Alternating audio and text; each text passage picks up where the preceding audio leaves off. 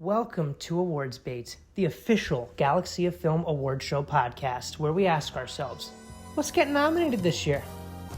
Joining me every other Tuesday is a roster of guest stars to help me answer that very question. So sit back, relax, and enjoy the show.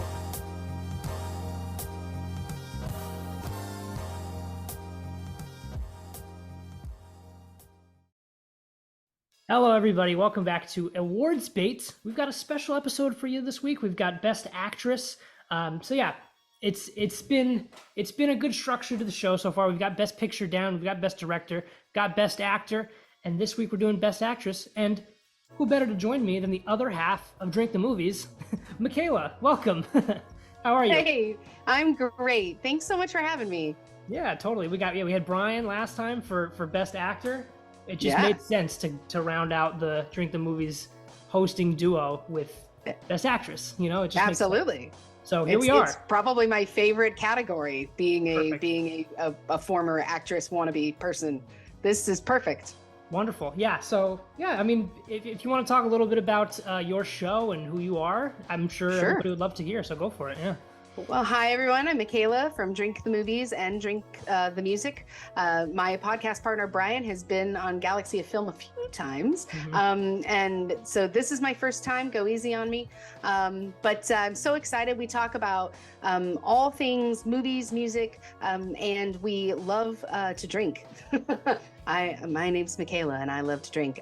We love to pair movies and albums with cocktails that we find. We scour the internet, we go to fun bars, we make stuff up at home, and we like to talk all art forms with drinking behind it. So it's kind of a fun podcast. Brian has been really. See, this is a problem. No worries. Brian's been really amazing in doing all of the hard work around this. He just lets me talk about movies, which is like my favorite thing in the world. So I'm super excited to share that joy with you today. Yeah, I'm excited too. I did not know this. I did first time on any sort of Galaxy of Film thing. That's awesome. Yeah, I love that. It is. Yeah, I'm a fan though. I really do like. I do love your pod. So. Oh yeah, likewise. But you know, with all that down, Best Actress, it is a stacked category. I mean, we have, you know, I think a lot of the acting, you know, this time around has been tougher to predict. Like, I feel like once we get into like the supporting actor and actress, I feel very confident in those categories for like what I think the five will be. But when it comes to the actor and actress categories, it's up in the air for me. So, I mean, we'll talk a little bit about who we think is getting in there. So is there anything you've seen so far this year that you think obviously there are a lot of like, with November now, we're kind of in the thick of it. So obviously a lot of these are kind of sight unseen. I actually have been able to see a lot of these movies now since the last episode. So a couple weeks ago with Brian, I hadn't seen Killers of the Flower Moon yet. I just finally saw The Killer. I just saw Naiad on Netflix. I saw Anatomy of a Fall. I saw Priscilla. Bunch of these movies I've finally gotten to see, so I can actually speak with a little bit of knowledge on these performances now, which is really nice because so far this entire show has just been me guessing. So now I've actually seen some of these, so it's exciting. For sure. You've seen that you feel comfortable with? Yeah. So obviously I saw Barbie because it came out this summer. Killers of the Flower Moon, I was able to see. I've seen Naiad. Nice. I saw Past Lives, came out to us with A24. I'm looking forward to seeing Poor Things. That's from Searchlight. That should be out in the next couple weeks if it's not out already.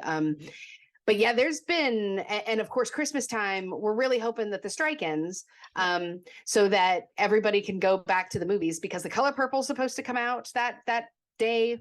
There's a couple others that are supposed to come out that I'm really excited. But this year's Oscar nominations for Best Actress are going to be a little interesting because Lily Gladstone is kind of putting herself out there as best actress rather than best actress in a supporting role. And that's really awesome. I think she totally deserves to be in the best actress category, but I think that kind of shakes things up a little bit, because some of these were sort of shoo-ins when you think of like the powerhouse of Emma Stone from Poor Things, or Carey Mulligan. Pretty much everything she touches, she's going to get nominated for. But then, Lily Gladstone, we hadn't really seen or heard much of it recently. And so I am really excited to see how she fares this award season for that reason. Absolutely. No, I thought that was so interesting when they kind of announced that, no, she's going to be campaigning for best actress, not best lead actress. I was like, oh, wow, okay. But, you could put her anywhere, and I think she's going to be fierce competition, because I really thought, absolutely. I thought she was so good in Killers of the Flower Moon. And I think, here's the issue with that, though, is because, when you have a slam dunk supporting actress win, you now have more of a competition in the lead actress category, because I think she would have just walked away with supporting actress. But, now, but then, I mean, you would have gotten the controversy anyway, where it's like, well, she's in so much of the movie, why is it, Yeah. So it's unavoidable. So, I mean, now it's just, what's up? No, for sure. No. I mean, I think it's going to be interesting, because so much of the Oscars, people win not necessarily for what they're doing or what their offering is that year, right? Yeah. I mean, people can talk about how when Glenn Close was up for The Wife years ago, it was like, man, if she wins, it's not just going to be for that. It's going to be for, right. Fatal Attraction. It's going to be for some of her other work, in this culmination of accolade that you get in a gold Oscar statue, right? I think with this one, it really is this is going to shake it up quite a bit, because again, Emma Stone, if she gets nominated, I fully expect her to get nominated. This will be like her second or third nomination.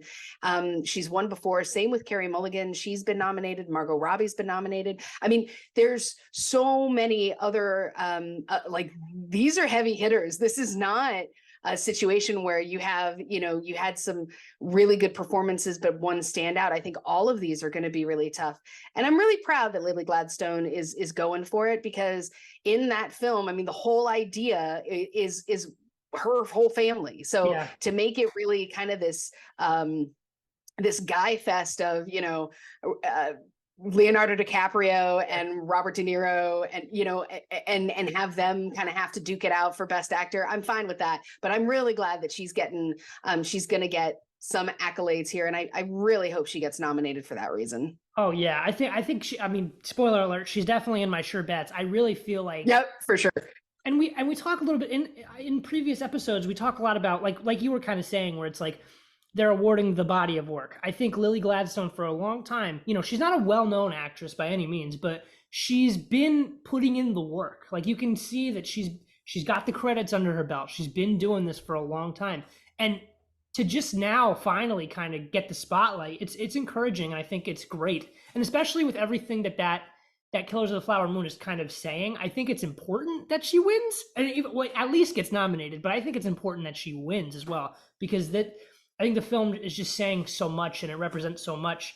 And I think to award that would be great, because, and it's not just like, oh, give it to her because, it's shining a spotlight on certain issues, but it's also just like, she's just really good in the movie. And I walked away from Killers of the Flower Moon wanting more of Molly. I wanted her in the movie. Oh yeah.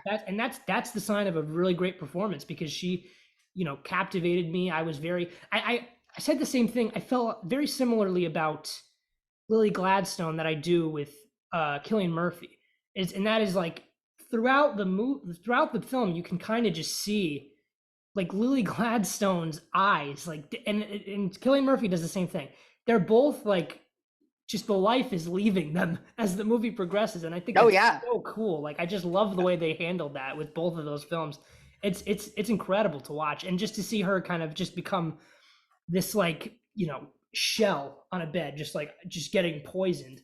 spoilers, by the way. Yeah, But yeah, yeah. so Spoiler it's warning for Killers of the Flower Moon. I know, yeah, Everyone dies. yeah, A lot of it's people die. terrible. Yeah, it's so sad, but it's just great, like to watch her like just slowly deteriorate, and that takes a lot. And she's got a lot of those Oscar clips where it's just like that whole bit where she's like screaming in the on the stairs, like when the sister's house gets bombed. It's just like, oh my god, like you feel that, and you're like, I shouldn't Right. like I'm uncomfortable watching this. Like I feel like I'm watching like a moment here, and I like I need to give her some time to kind of collect Yeah. herself. Like it's like, oh my god, like that's great acting, and I thought she Oh was yeah. excellent. And I mean, Yeah. yeah, we mentioned Emma Stone as well. Emma Stone, I think I haven't seen Poor Things. Neither of you. It's not out yet, but yeah, I mean, it looks like it's going to be really good, and it sounds like she's great in it. So I think that's your competition between those two. To be Yeah. honest, I really think Yeah. that's we've been hearing that all season, where it's like Emma Stone versus Lily Gladstone. And it's Yeah. like Emma Stone has the Oscar though, so who knows? But Yeah. I mean, I think the understatedness in that Molly character is, and I don't know what Emma's going to bring in Poor Things, right? Because I have not seen it, so I reserve the right to change my mind at any time. But the understatedness which with Lily playing Molly gives us, I mean, she's so reserved, and when she goes through all of those levels of grief for all of the times that she has to feel that grief, it is so powerful. It's palpable. It's based on a true story. I find that really compelling. I mean, I really hope it's Lily's year for that reason. It's hard because you're right. I mean, Emma Stone has had an Oscar, so it's like, yeah, look, how many do you need? Meryl Streep would say all of them. I need all of the Oscars. it's true. But I think you're right. I mean, I'm really excited to see how this Poor Things movie kind of comes to play. Yeah. There's a lot of talk of other actors within that space in that film kind of doing well as well. So that's going to be tough, but I definitely think that's a sure thing. It's in my bets. I can't wait to see it. It needs to come out. They need to fix the writer's strike so that I can talk about it. It'll be great. Totally. Yeah. I mean, hopefully any day now. It looks like by the end of the week, maybe. But yeah, we'll see. It's been a rocky road, but I mean, we're getting there. But yeah, I mean, I think those are our two sure bets. I have one more sure bet, and that is I don't want to butcher her name. Sandra Hüller from Anatomy of a Fall. This is a really good movie. I saw this the other day in the local theater here. It won the Palme d'Or, which is like the highest acclaim you can get at, I believe, Cannes Film Festival. So this film won that, and last year Triangle of Sadness won that. So it looks like Anatomy of a Fall could really go places here. It's a bit of an English / French, I believe, film, and it's great. It's about this woman. She basically is she is a suspect in her husband's sudden murder. So and the only witness of this murder is their blind son. So it's an interesting kind of story, and I don't know if it's a true story. I think it might be. It's based on a book or something. I'm not sure, but it's great, and she's great in it, and I think she will probably go all the way here and get a nomination because she's fantastic. Yeah, I agree. I think so. I have not seen the film in its entirety at this point. Gotcha. But I believe that she's going to be on the short list for sure. Again, we're going with understated here, right? Like just the scenes that I've seen, she's very kind of taken aback. I think this is it's a really tough film. This is definitely, I'm an emotional watcher, so I think I'm probably going to be a mess the entire time. And the fact that it's yet another kind of foreign language it's got courtroom drama all over it. It's going to be really good. I'm very excited to see her. Absolutely. Yeah, no, she holds her own. She's great. I thought like those court scenes you were mentioning, there's a lot of like, oh man, like moments in it where it's just kind of it really gets you. And it's like you were saying, it's long, it's dramatic, it's heavy. So definitely not for everybody, but one that I would definitely recommend, especially if you're someone that needs to see all the Oscar movies like we are. Right. It's just it's definitely at the top of the list. I think it's Yeah, I getting don't in for everything. Yeah. Yeah, I don't know if it's going to do like Triangle of Sadness made it all the way to Best Picture, right? I don't know if Yeah. it's going to do that, but I it's hope so. definitely going to get I mean, it's definitely long enough to be a contender. For some reason, all of the big winners this year, or the big nominated films, I feel are really long. Killers of the Flower Moon's like 3.5 hours. This is like 2.5. It's a Yeah. lot. You're right. I'm no, it's very true. It's been refreshing to see some of those, like I mean, we'll talk about it in a minute here, but things like I haven't seen Maestro yet, but that's like 2 hours, and that's refreshing. And Naiad, I think we both seen that you Yep. mentioned Yep. earlier. That's 2 hours. Yeah. So it's refreshing to see some of these like normal. And Priscilla's like an hour 50, so that Right. was nice too. It's just like, oh, Yeah, like it's yeah, I nice can to take a kind of get break. back to right. It's nice to get back to watching a movie for a movie's sake instead of Yeah, this kind of, just but the content, right? I mean, yeah. making sure that the content is there, I think is really key. Mhm. And getting the time on screen. And I found Sandra Hüller riveting. So I really think you're right. It's interesting because a lot of people thought what was on my sure bet that I moved to iffy. People really love Margot Robbie for Barbie. Yep. That film was a box office sensation. I mean, everybody was there. I don't know if you went. I went like I was there. twice. I Yep. got in the Barbie box. I mean, everybody, it was like this revelation of moms and daughters all kind of going with the men in their lives going to see this film. It had such a love to it. And it's interesting because at the time I was sure that she was going to be on the list. I moved her down to iffy just because there's so many other really tough dramas this Yeah. year. And Barbie is a little, while I loved it, I think it might be a little too commercialized for the Academy's liking. I'm not sure.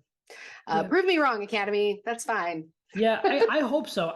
My thing with Margot Robbie, I also have Margot Robbie and iffy. But I think my thing with Margot Robbie is she can definitely get in if the other two are not as strong, like the other two slots. You know what I mean? So like, Right. I think there's definitely space for her, but it really depends on things like Carrie Mulligan and Maestro. I haven't seen that yet, so Right. maybe that's like a hotter ticket. You never know. Yeah. Maybe Natalie Portman in May December. That's another iffy one for me because I haven't seen that. So maybe that gets in. Maybe Natalie Portman and Carrie Mulligan get in, and those are your number two, 4 and 5 there. Because I definitely think those top three are like in there. Yeah. But then Natalie Portman and Carrie Mulligan are fighting with Margot Robbie. So I think that's kind of going to be your three-way kind of Yeah. battle there. Once it all comes down to it. But I don't know. I have one more iffy, which we both mentioned kind of already. But do you have any other sure bets or any other iffy ones that you want to talk about? No. No. No, Gotcha. I've not seen Origin yet. So, I haven't seen that and either. Janae Ellis Taylor, Yeah. I've heard amazing things, but I have not seen it yet. So, um, I mean, I just have no frame of reference, and I'm sorry, I don't know. But Oh, yeah. she's on the predicted list for a lot. She was on for Vanity Fair. She was on for Variety. She was in the top 5 or 6 every time. So I'm sure that they know what they're doing. I just haven't seen it yet. So, but we'll see. I think it's going to be tough, right? I Yeah. think you're right. There's only 6 spots, so it's really going to depend on what the appetite is. And do we want to be do we want something that's going to rip our hearts out, or do we want to be entertained in a kind of dramatic comedy way? I don't know. Yeah. It'll be interesting to see how that plays. It's funny you bring up Ingenue Ellis from Origin because I was seeing her on all those lists and I'm just like I don't know what Origin is, so I don't like I didn't even put her down. But like that is another one that I would say is probably iffy for me because it's like I haven't seen that. I haven't even really heard a lot about it. I have heard that it's great. And she was is this the same? She was also in King Richard, right? She was nominated for that. Yeah. So she's got the track record, so she could get in there for sure. She is already Yeah. kind of familiar with that awards race, so she might get in there. Definitely wouldn't be shocked. But again, I think that's that one. I would throw that in iffy as well. And then I Yeah. also have for iffy, I have Annette Bening for Naiad because I thought Naiad was such a good story, and I think it was such like a crowd pleasing. I'm bummed I didn't get to see it in the theater because I thought Yeah. this would have been such a fun theater experience. I knew nothing about this story, and it was so incredible to watch. And I think that's an encouraging, like, I would nominate Annette Bening, but I know like she is not. There's not enough like, you know, scenes there. Like I personally, like, in a world where I would have to choose. I mean, I don't have to choose because they're both in separate categories, I think, but I would definitely prefer Jodie Foster to get supporting actress. Oh, She was really. yeah. I liked her a lot in Nyad. Yeah. But Annette Yeah. Bening's another one where I'm like, maybe just because of the story. Like, I feel like the story's so good, maybe she can get in there. Oh, yeah. I don't know. For sure. And it's kind of one of those things. She had been nominated for American Beauty in 1999. She was nominated in 2004 for Being Julia.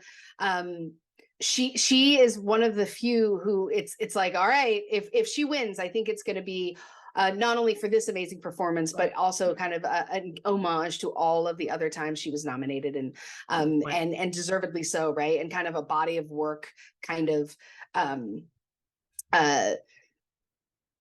kind of a accolade.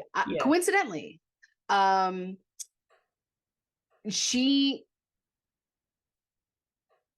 never mind. I'm wrong. What was that? I'm wrong. I was going to say, well, no, I was going to say, I thought she was in a movie with Natalie Portman, but she's not. Oh, coming out. That's I thought she was, and I was like, that's Julianne Moore, but it's the red hair that gets me every time. No, I think, but Annette Bening played with Julianne Moore in The Kids Are All Right. So that's where my brain was going. It's like 6 degrees of Jodie Foster in here in my brain. Hilarious. Sorry. Yeah, no, absolutely. No, yeah, I mean, it's curious to see because, but unfortunately, I do have a no chance category. And it pains me because I think like all of these people, I mean, the 2 that I've seen in my no chance list here are great. But there's just not enough room. And I feel like they are not doing like enough in the movie, especially like the first one that pains me to say, Kaylee Spaney for Priscilla. She plays Priscilla. She's very good in the movie. I liked Priscilla. I wasn't blown away by Priscilla, but I think, you know, in maybe a less competitive year, she could definitely get in there. I just think that unfortunately, like, and I think this speaks to a lot of how Priscilla actually was in real life, where it's just like, you know, and that's part of the commentary, I think, with the film, where it's, you know, Priscilla's just kind of like passive and like, you know, kind of worships at the altar of Elvis. And it's like that. And then she was never able to kind of like live her own life and follow her own dreams. So I think the film really underlines that and does a good job doing so. But I think, unfortunately, it creates sort of a situation where it's like, well, she's passive and quiet in the movie, and it's like that kind of sucks.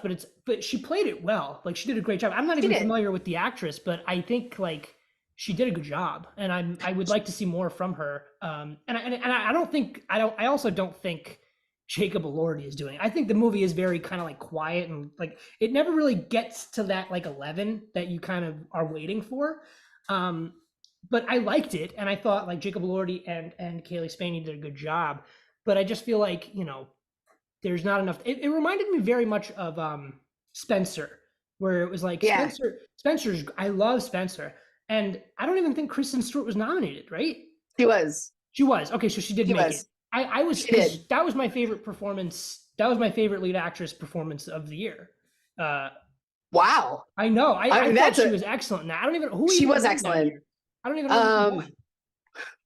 2021, right? That year. It was 2021, so it was 2 years ago. That would have been. Was that Jessica Chastain for Eyes of Tammy Faye? It might have been. No, that wasn't. Was that a COVID movie? It might have been. No, it was. Did that come out after the? It was Frances McDormand for Nomadland who won. I think. Oh, well, that was for the 2020 race, because then that's when that came out, right? Who won? Oh no! So last year was Jessica Chastain. Yep. I'm getting my years mixed up. Oh man, okay. It was. I thought Kristen Stewart was better. Yeah, I really look. I have a lot of problems with Kristen Stewart. I am not as a person. I mean, just some of the movies that she's in were not my favorite. Okay, as a kid, but oh my gosh, you were so right. She was amazing. She was good as Diana. I mean, transformative. I think it was probably really hard. I saw interviews where people were like, it was really hard for me to watch that because I knew Diana as a person, and it was like watching her be real again and alive. I mean, I think her role in that was amazing. Yeah. I tend to agree with you with Priscilla though. Yeah. Look, this story has been told a lot. It's kind of like Elvis. We did Elvis last year. Yeah. Austin Butler did an amazing job and took everything home, right? I mean, Yeah. there was a lot riding on Kaylee Spaney's performance. I am totally in agreement with you that this is a no chance. Yeah. I don't think the film was strong enough, and I mean she's really good, but I mean there can only be like 6, or if maybe if Yeah. they up it to 10 like they did with the Right. actual Best Picture nominations, then we might be in a better place to add her to the list. But I think you're correct there. Yeah, I don't know. Yeah, she's good, but I don't know. And then another one, and this one I hope to be wrong about, and I really would love for her to just stick around. But Greta Lee for Past Lives, I think, and she's so good in it. She's so good. She's one of my favorites of the year for sure. I think it came out too early, and I'm bummed because if this came out like now, it's sweeping. Oh yeah. Like I think it was another one of those, like they released it in like, what is it, like June, right? Yeah, it was a while ago. And what they needed to do, A24, you know how to win this. You know how to do this. You just did it for Everything Everywhere All at Once. Release it again, release it for the 3rd time. Get this film out there because it is literally one of my favorite movies of all time now. And that's saying a lot for me. It's so good. It's such a beautiful, sad look at like friendship and love and regret and missed opportunities and just so good. And Greta Lee is so amazing. I mean, the cast is really small. You don't have the ability to be able to like you don't have thousands of people on this set. You've got 3 individuals, right? And half of it's in English and half of it's in Korean. It's so good. If you've not seen it, definitely go see it. Absolutely, I agree. I think I would love for her to be iffy. I would love it, and I think as we progress, she might move up to iffy because I think like depending on that other 2 slots, like I was mentioning earlier, I think maybe there is a world where Greta Lee sneaks in. But I don't know. I'm just nervous about it. I don't know. Yeah, I feel like. Oh, it's hard because she's also not been nominated before for anything. So it's going to be one of those things. I think that if they do that for her, they're going to, if she gets nominated, not they do that for her, but if she gets nominated, that's going to be the upset, is just being nominated enough, because there, again, so many powerhouse, big name, actresses here that have been, their body of work is sort of preceding them. Mm-hmm. But it's so good, and she has my heart. If she does get nominated, I'm gonna lose because I'm gonna pick her to win because I want her to win. I would. She's definitely like, but it might be like that. She's my like selfish choice. Like I definitely would love for her to get in there. And if I had to take one out though, I don't know. I don't know who I take out to get her in.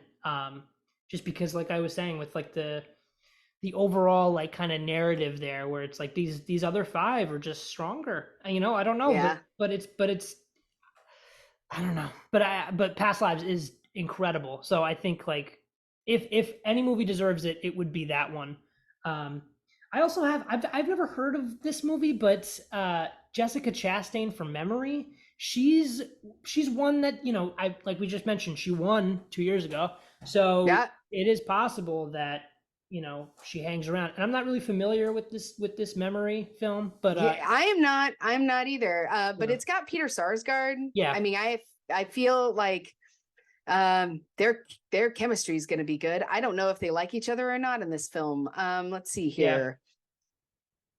Yeah. Oh, okay. So he won the Volpe Cup for this, and might be a player. It might wind up being a player. This might be pretty good. I feel bad because I don't think it's out yet. No. So I reserve my right to get smarter after seeing it. Absolutely, I agree. How about that? No, yeah, that's definitely the right play, because I think I think whenever you have like a previous Oscar winner, you gotta kind of already kind of be like maybe, you never know. but I don't know. I feel like it's too crowded, and I think like there's not enough buzz at this point because I think people might have seen Memory, but I don't think anybody's really talking about Memory. Right. I by the way, we got to mention.